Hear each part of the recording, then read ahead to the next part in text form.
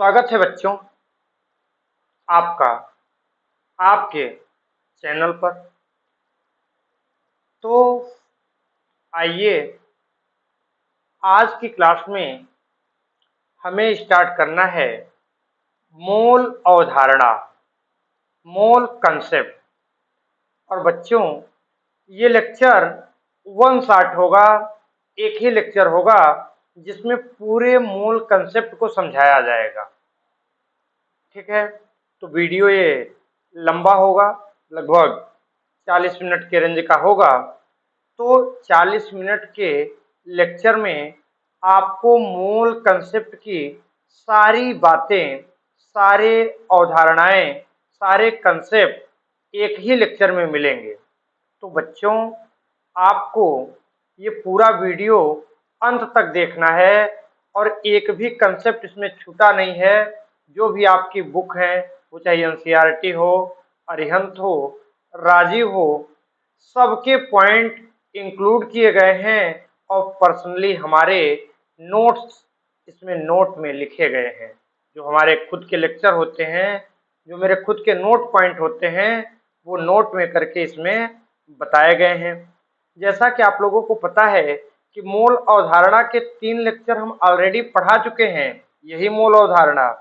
लेकिन बच्चों को पूरा कंसेप्ट एक साथ देने के लिए मैं फिर सोचा कि इनको वन शॉट वीडियो दे दूं और इस वन शॉट वीडियो में आपको सारे कंसेप्ट मिल जाएंगे और इसका पीडीएफ भी आपको अवेलेबल हो जाएगा, जिससे आप नोट्स अच्छे से तैयार कर सकें। ये उन बच्चों के लिए भी है जो हमसे पढ़ चुके हैं या जो अभी हमसे पढ़ रहे हैं, दोनों लोगों के लिए। तो आप इसे एज इट इज अपने नोट्स, अपनी हैंड रिटन नोट्स में बना सकते हैं, जो आपके लिए बहुत ही उपयोगी सिद्ध होगी। तो आइए बच्चों स्टार्ट करें रसायन विज्ञान की मूलभूत अवधारणा। तो जैसा कि पता है कि रसायन विज्ञान क्या है, व्हाट इज केमिस्ट्री। तो आप लोग जानते हैं रसायन विज्ञान विज्ञान की वह शाखा है जिसके अंतर्गत पदार्थों के गुणों, संरचना, संगठन तथा उनकी रासायनिक क्रियाओं का अध्ययन किया जाता है। फिर बात आती है केमिस्ट्री। रसायन विज्ञान को क्या कहते हैं? केमिस्ट्री। केमिस्ट्री मिस्र के प्राचीन नाम कीमिया से बना है। कीमिया का अर्थ क्या होता है? कीमिया का अर्थ होता है काली मिट्टी। क्या होता है? काली मिट्टी। फिर बात आती है फादर ऑफ केमिस्ट्री। रसायन विज्ञान के जनक कौन हैं? फादर ऑफ केमिस्ट्री हैं लेवाइसिए। फिर बात आती है ग्रैंड फादर ऑफ केमिस्ट्री। देखिए ये जो नोट हैं, ये मेरे खुद के नोट हैं। ग्रैंड फादर ऑफ केमिस्ट्री हैं वर्जिलियस। कौन है? वर्जिलियस। जी हाँ, बिल्कुल ये वही वर्जिलियस साहब हैं जिन्होंने जैव शक्ति सिद्धांत दिया था, वाइटल फोर्स थियरी दिया था। इन्होंने कहा था कि कार्बनिक यौगिक केवल और केवल प्रकृति से प्राप्त होते हैं, इन्हें प्रयोगशाला में नहीं बनाया जा सकता। लेकिन इन्हीं के शिष्य थे वर्जिलियस। वर्जिलियस के शिष्य थे होलर। उन्होंने अकार्बनिक यौगिकों की सहायता से सबसे पहले प्रयोगशाला में यूरिया का निर्माण कर दिया। आप लोगों को पता है यूरिया का फार्मूला क्या होता है? NH2CO NH2 CONH2। क्या है? यहाँ कार्बन आ रहा है ना, कैसा यौगिक है? कार्बनिक यौगिक है। तो वर्जिलियस के सिद्धांत का खंडन हो जाता है। आइए बात करते हैं मैटर, द्रव्य, पदार्थ क्या है। पदार्थ वह है जो कुछ स्थान घेरता है, जिसमें कुछ द्रव्यमान होता है, जिसका अनुभव हम अपनी इंद्रियों द्वारा, अपनी ज्ञानेंद्रियों द्वारा करते हैं, वो पदार्थ है। मैटर के संदर्भ में एनसीईआरटी लिखती है एवरीथिंग इज मैटर। यहाँ जो भी चीजें आपको दिखाई दे रही हैं वो सभी क्या हैं? मैटर हैं, सभी द्रव्य हैं। फिर बात आती है द्रव्य का वर्गीकरण या पदार्थ का वर्गीकरण, क्लासिफिकेशन ऑफ मैटर। तो द्रव्य का वर्गीकरण 2 आधारों पर किया जाता है। एक है भौतिक वर्गीकरण, दूसरा है रासायनिक वर्गीकरण। भौतिक वर्गीकरण के आधार पर पदार्थ को तीन भागों में बांटा गया है, ठोस, द्रव, गैस। रासायनिक वर्गीकरण के आधार पर पदार्थ को दो भागों में बांटा गया है, शुद्ध पदार्थ, अशुद्ध पदार्थ। आप जानते हैं अशुद्ध पदार्थ को मिश्रण कहा जाता है। क्या कहा जाता है? मिश्रण। और इन्हीं मिश्रण को दो भागों में बांटा गया है, एक है समांगी मिश्रण, एक है विषमांगी मिश्रण। होमोजीनियस मिक्सचर और हेट्रोजीनियस मिक्सचर। फिर बात आती है शुद्ध पदार्थ की। शुद्ध पदार्थ को भी दो भागों में बांटा गया है, तत्व और यौगिक, एलिमेंट और कंपाउंड। एलिमेंट को तीन भागों में बांटा गया है, धातु, अधातु, उपधातु, मेटल, नॉन मेटल, मेटलॉइड। यौगिक को दो भागों में, कार्बनिक यौगिक और अकार्बनिक यौगिक। ठीक है, तो आइए स्टार्ट करते हैं भौतिक वर्गीकरण, फिजिकल क्लासिफिकेशन। लिखिए, भौतिक आधार पर या इस आधार पर पदार्थ की तीन अवस्थाएं हैं, ठोस है, द्रव है, गैस है। ठोस क्या है? ठोस वह है जिसका आकार, आयतन, आकृति तीनों निश्चित है, वो क्या है? ठोस है।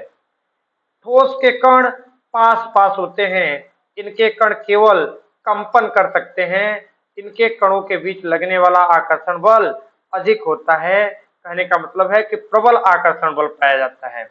एग्जाम्पल की बात करें ठोस की, तो वुड, लकड़ी, बर्फ, आइस, ईट, चाक, ये सब क्या है? ठोस है। द्रव की बात करें तो इनका आकार निश्चित होता है, परंतु इनका आयतन तो निश्चित होता है परंतु आकार निश्चित नहीं होता। इन्हें जिस पात्र में रखा जाता है उन्हीं का आकार ग्रहण कर लेते हैं, उन्हीं का क्या कर लेते हैं? आकार ग्रहण कर लेते हैं। ठीक है, और ठोस की तुलना में इनके अणुओं के बीच स्पेस पाई जाती है। एग्जाम्पल की बात करें तो जल, एल्कोहल, दूध, तेल, ये सब क्या हैं? द्रव हैं। आइए बात करते हैं गैस की। गैस अवस्था, इनका आयतन व आकार दोनों ही अनिश्चित होता है, अर्थात इनका आकार और आयतन निश्चित नहीं होता। इनके कण सबसे दूरी पर स्थित होते हैं, इनमें आकर्षण बल भी बहुत कम लगता है। ठीक है, एग्जाम्पल की बात करें तो वायु, night hydrogen, oxygen, carbon dioxide, ये सब क्या है? गैस हैं। एक बात नोट पॉइंट है कि ठोस, द्रव, गैस के अतिरिक्त पदार्थ की दो अन्य अवस्था भी पाई जाती है, जिसे कहते हैं प्लाज्मा और बोस-आइंस्टीन। ठीक है, आइए फिर आगे बात करते हैं गैस तथा वाष्प में अंतर। साधारण ताप पर गैसीय अवस्था में रहने वाला पदार्थ गैस कहलाता है, जबकि साधारण ताप पर किसी दूसरी अवस्था या उच्च ताप पर गैसीय अवस्था में रहने वाला पदार्थ वाष्प कहलाता है। आप जल को 100 डिग्री सेंटीग्रेड क्या करेंगे? हीट करेंगे, वाष्प में परिवर्तित हो जाएगा। इसका एग्जाम्पल आपके सामने है। द्रव्य की अवस्था का अंतः परिवर्तन, देखिए कोई भी पदार्थ हो, ठोस अवस्था में है तो द्रव में बदल सकता है, द्रव में है तो गैस में बदल सकता है, गैस में है तो ठोस में परिवर्तित हो सकता है। कोई भी पदार्थ ठोस से द्रव में जब आता है तो उसे कहते हैं गलन, फ्रीजिंग। ठीक, कोई पदार्थ द्रव में है, गैस में बदलना है तो उसे कहते हैं वाष्पन, वेपराइजेशन। कोई पदार्थ ठोस है, गैस में आ रहा है, बिना द्रव में परिवर्तित हुए, उसे कहते हैं ऊर्ध्वपातन, सब्लिमेशन। ऐसा एग्जाम्पल अगर बात करें तो कपूर, नौसादर क्या होते हैं? ठोस अवस्था में होते हैं, ठोस अवस्था में आप रखते हैं, फिर देखते हैं धीरे धीरे वो द्रव में बदले बिना ही गैस बन के उड़ती रहती हैं। ठीक है, फिर अगली बात करते हैं रासायनिक वर्गीकरण की। रासायनिक वर्गीकरण के आधार पर पदार्थ दो प्रकार के होते हैं, शुद्ध और अशुद्ध।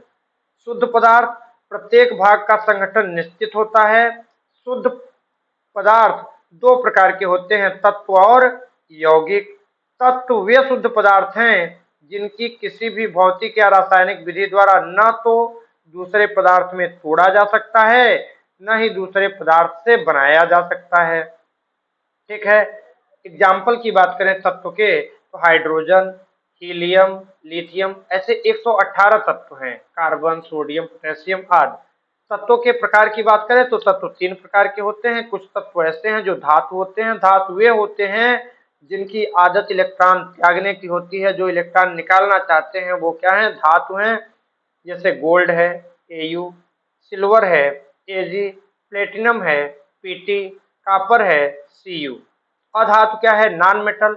अधातु वे तत्व हैं जिनकी आदत इलेक्ट्रॉन ग्रहण करने की होती है, जैसे नाइट्रोजन, ऑक्सीजन, क्लोरीन, फ्लोरीन आदि। उपधातु की बात करें तो जिनमें धातु और अधातु दोनों के गुण पाए जाते हैं वो क्या है, उपधातु है। आर्सेनिक है, जर्मेनियम है, सिलिकॉन है, बोरान है। ठीक है, आइए बात करते हैं यौगिक की।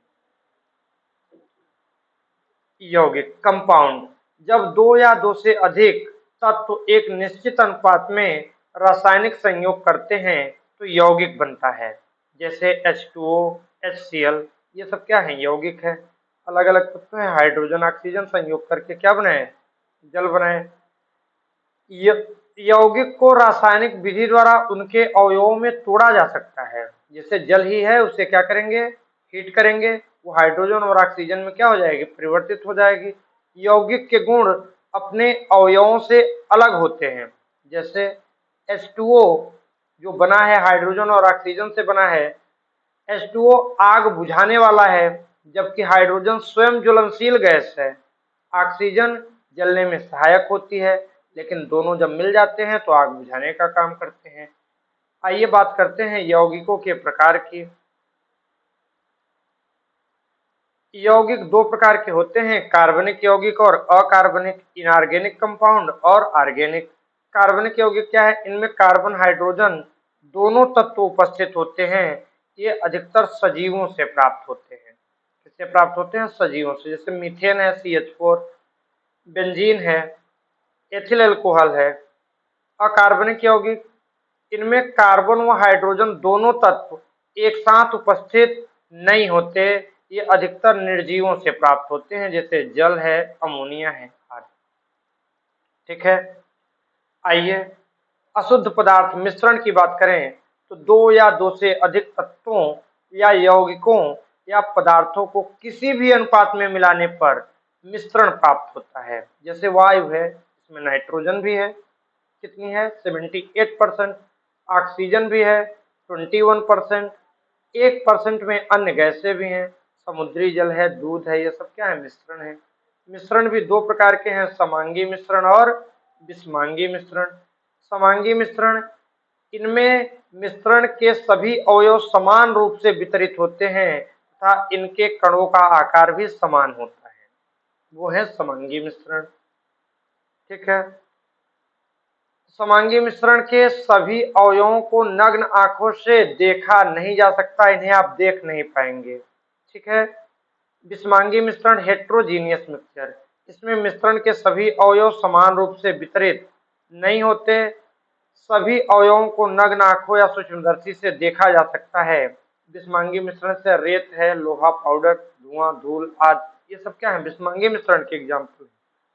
फिर बात करते हैं द्रव्य के गुणधर्म, property of matter. Property of matter, बात किया जाए द्रव्यमान का, किसी वस्तु में उपस्थित पदार्थ की मात्रा को द्रव्यमान कहते हैं। द्रव्यमान का SI मात्रक किलोग्राम होता है। किसी का भी भाई द्रव्यमान नापेंगे, किसमें नापेंगे, किलोग्राम में। भार क्या होता है, भार वह बल होता है जिसके द्वारा पृथ्वी किसी वस्तु को अपनी ओर आकर्षित करती है। भार द्रव्यमान गुणित गुरुत्वीय त्वरण होता है, W बराबर होता है m×g। भार का मात्रक न्यूटन होता है या द्रव्यमान का मात्रक किलोग्राम, और जी की वैल्यू मीटर प्रति सेकंड स्क्वायर। गुरुत्वीय त्वरण की अगर वैल्यू पूछी जाए तो 9.8 मीटर पर सेकंड स्क्वायर होती है स्मॉल जी की वैल्यू।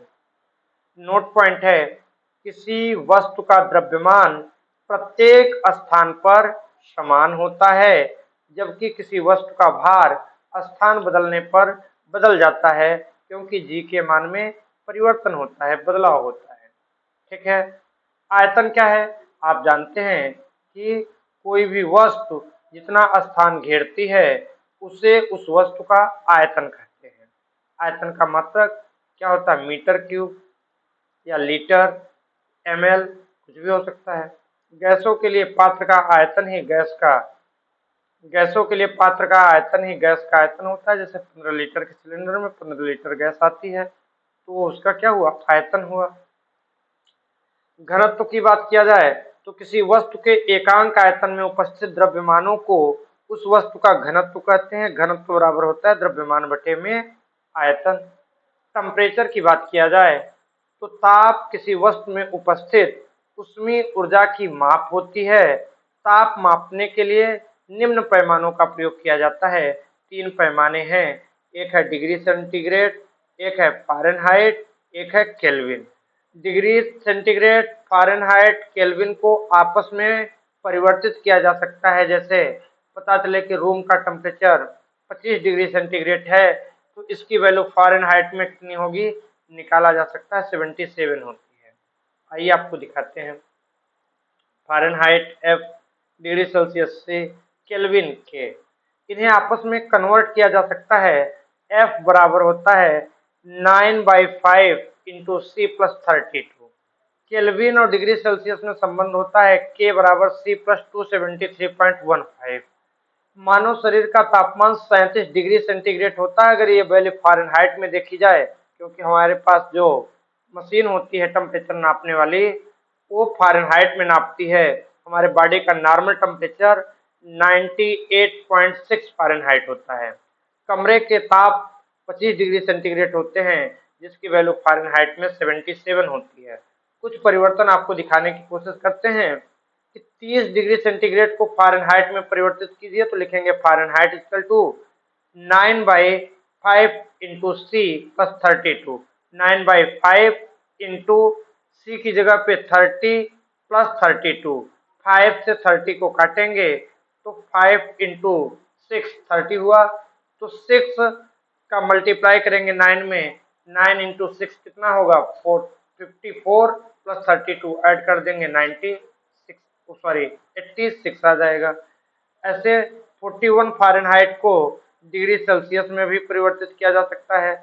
F बराबर 9/5 प्लस C प्लस 32, ये 32 इधर चला आएगा तो क्या हो जाएगा? 41 माइनस 32, 9/5 इंटू C। तो लिखेंगे, ये सब्ट्रैक्ट करेंगे, 41 में 32 घटाएंगे 9 आएगा। 9 इक्वल टू 9/C, 9 9 कट गया, C की वैल्यू है 5 डिग्री सेंटीग्रेड। ठीक है, फिर बात करते हैं मूल मात्रकों की। अच्छा, एक बात और है, ये जो PDF आपको मिल रहा है आप इसका स्क्रीनशॉट भी ले सकते हैं। स्क्रीनशॉट लेके आप इसका नोट्स बना सकते हैं, या ये वीडियो आप पॉज करके लिखते हुए भी देख सकते हैं। ठीक है, तो मूल मात्रकों की बात किया जाए, फंडामेंटल यूनिट, वे मात्रक जो दूसरे मात्रकों की गणना से प्राप्त नहीं होते मूल मात्रक कहलाते हैं, या मूल राशियों के मात्रक को मूल मात्रक कहते हैं। मूल राशियां 7 होती हैं, सबको पता है। लंबाई, द्रव्यमान, समय, ताप, ज्योति तीव्रता, विद्युत धारा, पदार्थ की मात्रा। इन लंबाइयों, जैसे मूल राशियों के मात्रक को मूल मात्रक कहते हैं। लंबाई का मात्रक मीटर, द्रव्यमान का मात्रक किलोग्राम, समय का मात्रक सेकंड, ताप का मात्रक केल्विन, ज्योति तीव्रता का कैंडिला, विद्युत धारा का एम्पियर, पदार्थ की आणविक मात्रा का मोल। 2 पूरक मात्रक भी होते हैं, कोण और घन कोण। कोण का मात्रक है रेडियन, घन कोण का मात्रक होता है स्टेरेडियन। ठीक है, ये कुछ पूर्व लग्न है, इनको आप देख लीजिएगा। व्युत्पन्न मात्रक क्या होते हैं? जो मात्रक मूल मात्रकों की गणना से प्राप्त होते हैं। व्युत्पन्न, ऐसा लग रहा है किसी से उत्पन्न हो रहे हैं। व्युत्पन्न मात्रक मूल मात्रकों की सहायता से प्राप्त होते हैं। जैसे क्षेत्रफल को अगर देखा जाए तो लंबाई गुणित चौड़ाई। लंबाई क्या है? मीटर, मीटर मूल मात्रक है, चौड़ाई मूल मात्रक है, लेकिन क्षेत्रफल क्या है? व्युत्पन्न है, उन्हीं से प्राप्त हुआ है। आयतन, लंबाई गुणित चौड़ाई गुणित ऊंचाई, metre into metre into metre metre cube. Molar आयतन, आयतन अपान में मोल। ऐसे मूल मात्रकों की प्रणाली है। ठीक है, सीजीएस है, इसमें लंबाई को सेंटीमीटर, ग्राम और द्रव्यमान को ग्राम, समय को सेकंड। एफपीएस है फुट पाउंड सेकंड। एमकेएस है MKS metre kilogram second. SI है स्टैंडर्ड इंटरनेशनल सिस्टम। ठीक है, फिर उसके बाद बात करते हैं वैज्ञानिक संकेत की। तो किसी संख्या को उसके निकटतम 10 की घात में व्यक्त करना वैज्ञानिक संकेत है। इसको आप देख लीजिएगा। यथार्थता है एक्यूरेसी, देख लीजिएगा। परिशुद्धता है। सार्थक अंक है सिग्निफिकेंट फिगर। इसमें जो भी पॉइंट हैं, आप पॉइंट अगर देख लेंगे किसी भौतिक राशि में उपस्थित वे अंक जिनके द्वारा भौतिक राशियों को पूर्ण यथार्थ से प्रदर्शित किया जाता है, सार्थक अंक कहलाते हैं। सार्थक अंक के निर्धारण के नियम। सार्थक अंक का पहला नियम है कि सभी अशून्य अंक सार्थक अंक होते हैं। माने 1 2 3 4 5 6 7 8 9 क्या है, सार्थक अंक है। अच्छा, बीच में आने वाले शून्य सार्थक अंक होते हैं। अगर कोई संख्या है, कोई अशून्य अंक के बीच कोई शून्य आ जा रहा है तो क्या होगा, सार्थक होगा। जैसे 2008 की बात करें तो 2008 में सार्थक अंकों की संख्या 4 होगी, क्योंकि यहाँ शून्य भी सार्थक अंक। ठीक है, सबसे पहले आने वाला शून्य सार्थक अंक नहीं होता है, बाद में आने वाला शून्य सार्थक अंक होता है। इसके नियम आप देख लीजिएगा, एग्जाम्पल भी देख लीजिएगा। ठीक, सार्थक अंक का जोड़ घटाना है तो सार्थक जोड़ व घटाने के बाद उत्तर में दशमलव के बाद सार्थक अंक की संख्या न्यूनतम होनी चाहिए जितनी की जोड़ियां घटाई गई राशि में न्यूनतम है। ठीक है, गुणा के भी नियम यही है। ठीक, फिर है संकीटन, राउंडिंग ऑफ। इसमें क्या किया जाता है कि अगर दशमलव के बाद कोई संख्या है जो 5 है ना, तो उसे 5 के बाद कोई शून्य है तो उसे क्या करते हैं, रिमूव कर देते हैं। और अगर 5 के बाद कोई संख्या है वो संख्या विषम है तो 1 ऐड कर देते हैं। इनके नियम आप पढ़ लीजिएगा, सारी बातें स्पष्ट लिखी गई हैं। ठीक है, देख लीजिए।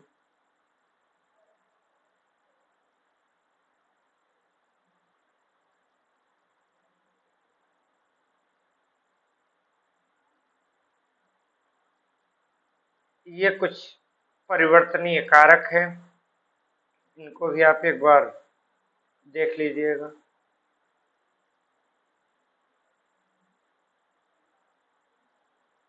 फिर है रासायनिक संयोग का नियम, लॉ ऑफ केमिकल कॉम्बिनेशन।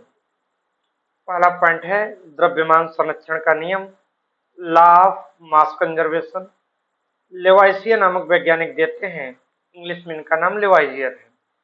इनके अनुसार पदार्थ को न तो उत्पन्न किया जा सकता है और न ही नष्ट किया जा सकता है, अर्थात द्रव्य अविनाशी होता है।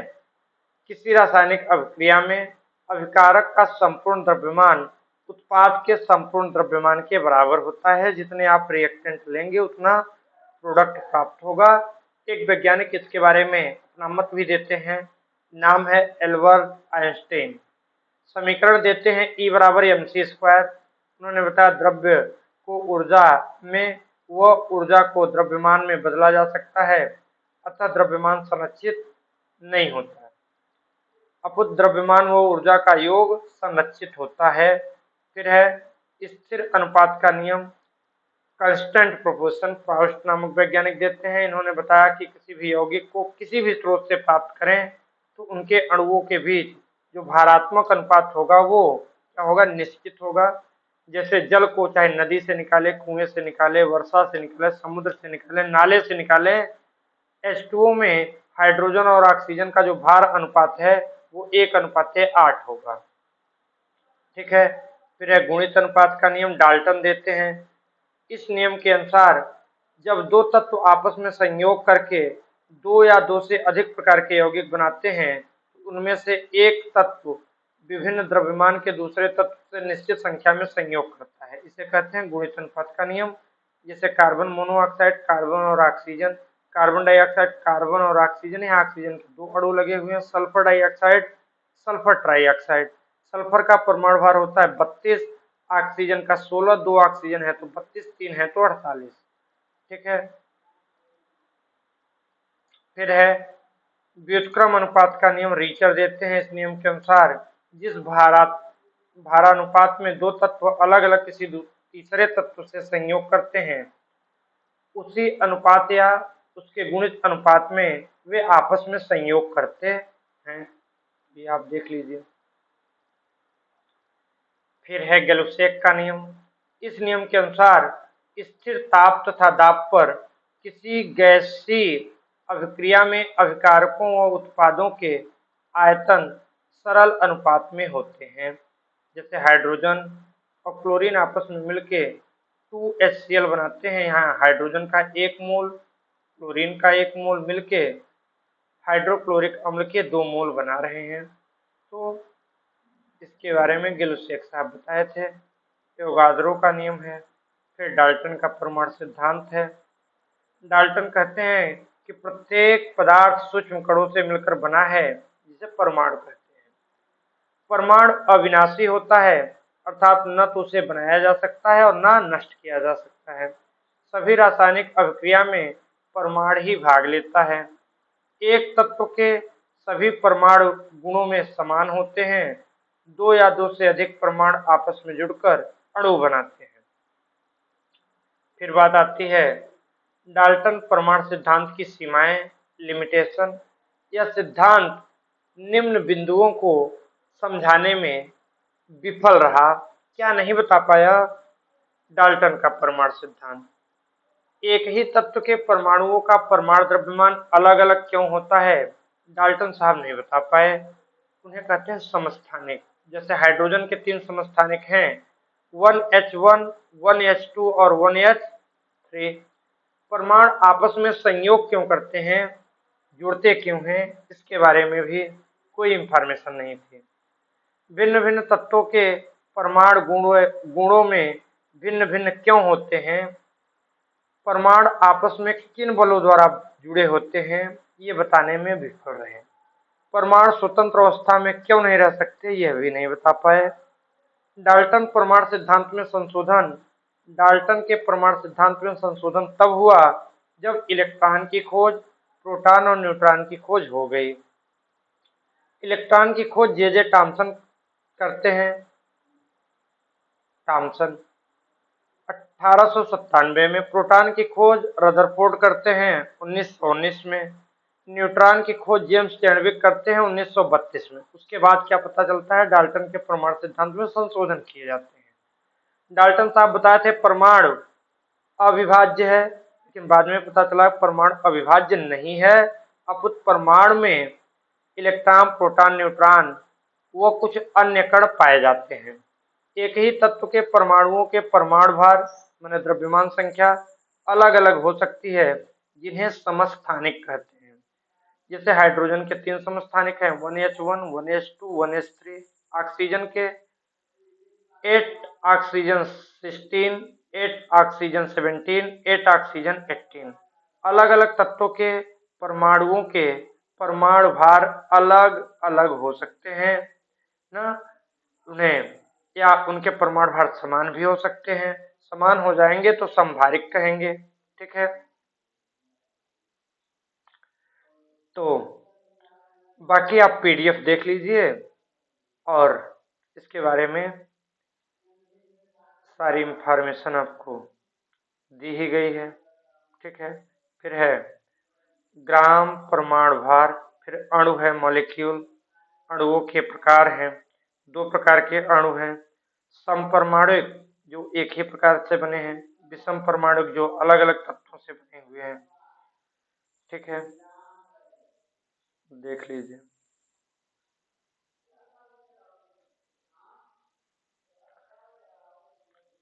ग्राम अणुभार। अणुभार कैसे निकलता है, तुल्यांकी भार।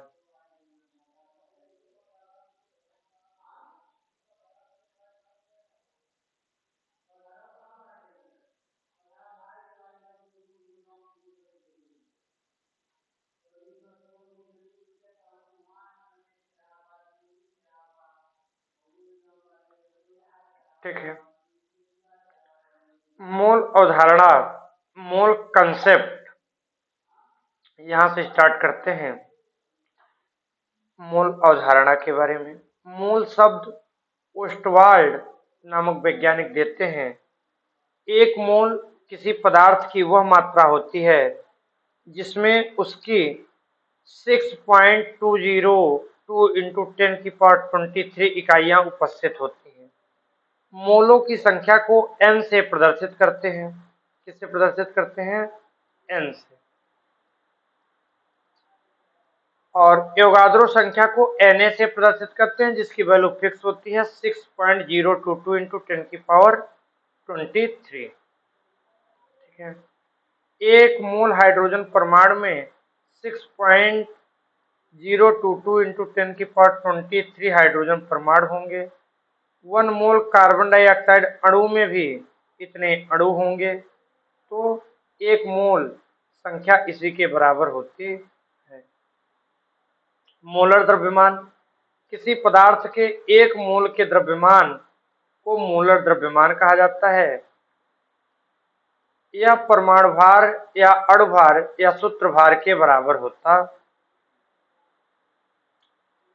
देख लीजिए, हाइड्रोजन का मोलर द्रव्यमान 1 ग्राम, सोडियम का 30 ग्राम, कार्बन डाइऑक्साइड का 44, सोडियम हाइड्रोक्साइड का 40, सोडियम क्लोराइड का 58.5, सोडियम कार्बोनेट का 106।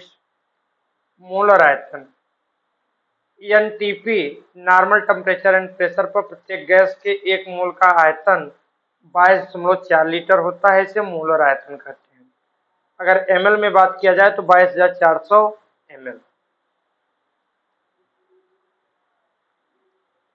मोलर द्रव्यमान होता है अणु भार या परमाणु भार के बराबर। ठीक है।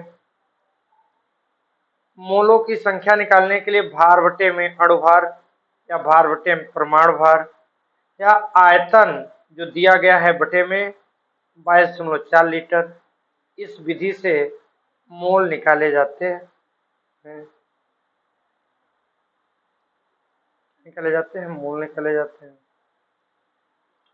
18 ग्राम हाइड्रोजन में मोलों की संख्या अगर पूछ रहा है तो n बराबर वेट बाई मोलिकुलर वेट 18 बट्टे में हाइड्रोजन का 2 हाइड्रोजन है, मोलिकुलर वेट 2, तो 9 दूनी 18 9 मोल। 46 ग्राम सोडियम में मोलों की संख्या निकालनी है तो n बराबर W बाई m, W की वैल्यू दिया है 46 ग्राम और मोलिकुलर वेट कितना होता है सोडियम का 23, 23 दूना 46, 2 मोल। ठीक है।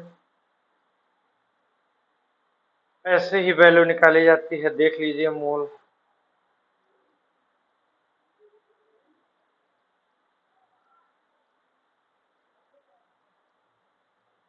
ठीक है।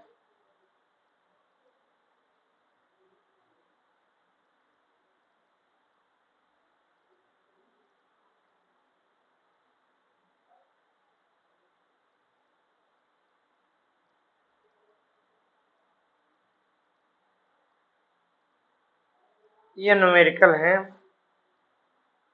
देख लीजिएगा, सारे न्यूमेरिकल लगाए गए हैं।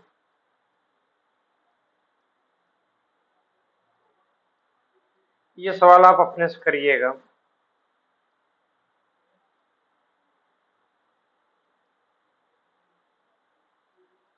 बिलियन वाला बात अगले लेक्चर में होगा। तो